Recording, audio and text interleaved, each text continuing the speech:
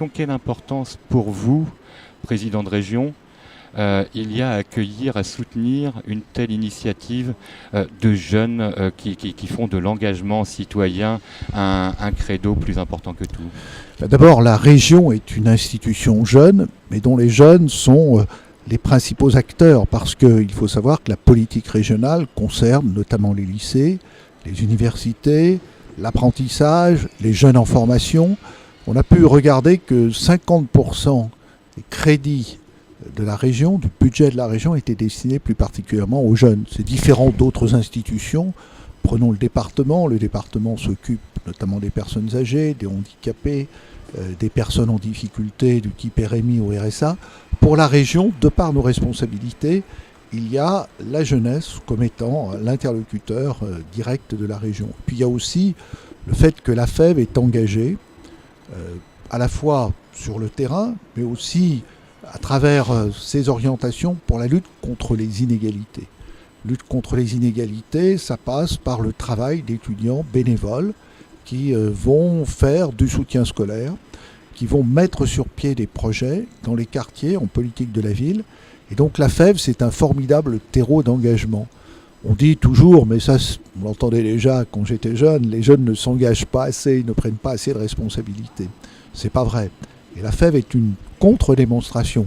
Il y a au niveau national 7500 jeunes qui sont engagés dans la FEV, à peu près 10% en Rhône-Alpes, c'est classique, 800 jeunes qui sont, durant toute l'année, présents auprès d'enfants, de maternelle, d'enfants de primaire, pour les apprentissages à la lecture, les apprentissages à la langue, l'accompagnement des collégiens, pour notamment leur faire découvrir, avec le soutien scolaire aussi, d'autres perspectives, l'accompagnement des jeunes en lycée professionnel, et puis des expériences d'innovation comme celle qui a été menée à Grenoble, qui va se traduire cette année en forme de colocation sur le quartier Mistral-Eau-Claire, qui est un quartier en politique de la ville, où les jeunes de la FEV et les jeunes en service civique seront directement présents dans ce projet de colocation qui permettra d'initier, d'innover de nouvelles formes de vie collective où il y aura des jeunes étudiants et des jeunes non étudiants pour essayer cette mixité, parce que l'une des difficultés sociales,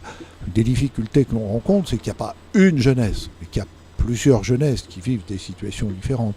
Et quand nous avons aujourd'hui les chiffres du chômage avec l'ampleur qu'ils représentent, on voit que les jeunes sont tout particulièrement touchés quand ils sont à la recherche d'un premier emploi.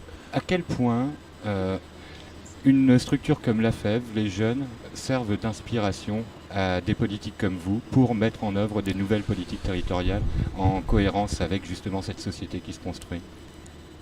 D'abord, le travail qui est mené sur le terrain, c'est comment éviter, par une action citoyenne, que les inégalités se creusent, notamment dans l'accès à l'enseignement supérieur.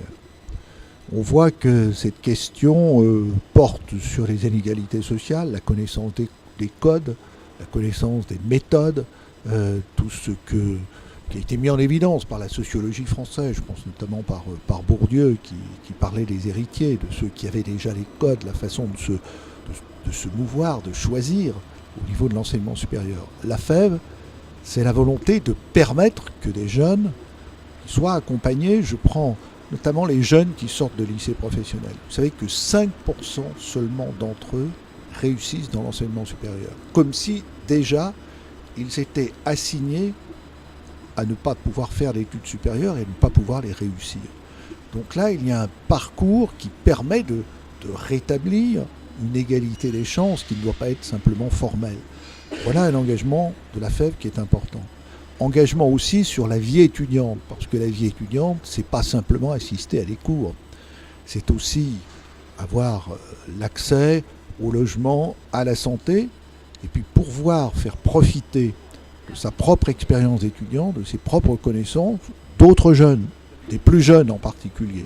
C'est une façon de démultiplier sur le terrain les actions, parce que si on ne compte que sur ceux dont c'est la responsabilité professionnelle, il en faut, on se rend bien compte que le bras est court et que la main sur le terrain, elle doit aussi s'appuyer sur des réseaux de bénévoles, sur un engagement, sur une forme de partenariat qui me paraît essentielle. C'est comme ça que la démocratie participative se Absolument. construit. Merci beaucoup. Merci. Monsieur le Président.